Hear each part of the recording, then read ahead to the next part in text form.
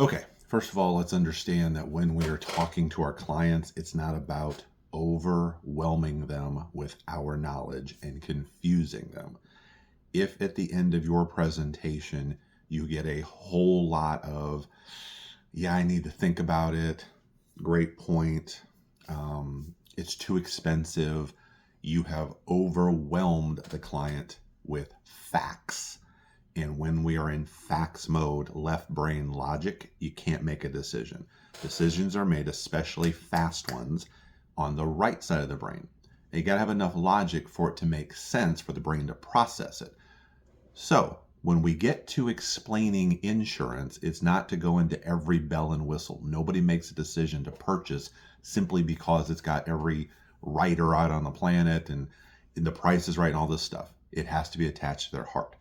However, we do have to do some basic explanation. In our presentation, if you're using our script, there's a specific section where you explain the difference between the types of insurances that they can use for their final expenses specifically. There's a couple different ways to get into it. I'm just going to assume they have none. And our entry is, hey, Betty, has anybody ever taken the time to explain the important differences between the types of insurances available to you?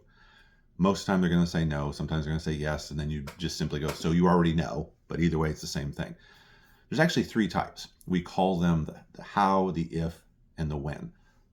You can put that in your head. You don't even have to say it out loud if you don't want to. There's three different types. In any case, so Betty, the first type is those things you get in the mail. They probably come from like a credit union, a bank. They could come to you in a direct mail piece. It'll look like a big check. It'll say $350,000.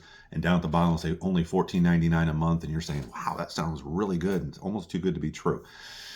Yeah, it kind of is, but it's not. So if you read the fine print at the bottom, which is always so tiny, we have to go get magnifying glasses, you will find out that you only get a benefit to the people that you love, your beneficiary, will only receive that if you die in an accident. And if you read fine print, it's probably on a Tuesday under a full moon, driving a car, and they laugh a little bit. It's how you pass away. Because if you were to have cancer or if you were to have a heart attack and pass away, it pays nothing. Now, the second type is an if. If just simply means it's for a period of time, and if you die in that period of time, then it would pay out. This is good for younger couples. I'll put myself in that category where I'm the sole breadwinner. If I pass away, I want to make sure my children, my house, my wife, all that stuff are taken care of. I'm the sole breadwinner, so I don't want her to have to go to work. My kids are homeschooled. I don't want to have them have to go off to school. I want to make sure there's a college fund, those type of things. But my youngest, I only is preteen, so I need it for the next 10 years.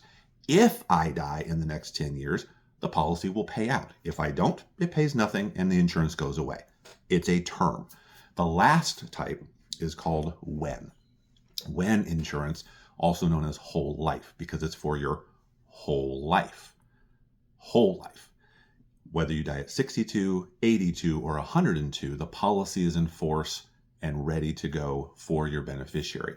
It's for the people that understand they have a funeral in their future and it's got their name on it. Now, Betty, looking at those three, first of all, which of those three do you already have in place? Nothing. Okay. Out of those three, which one makes the most sense for your final expense needs?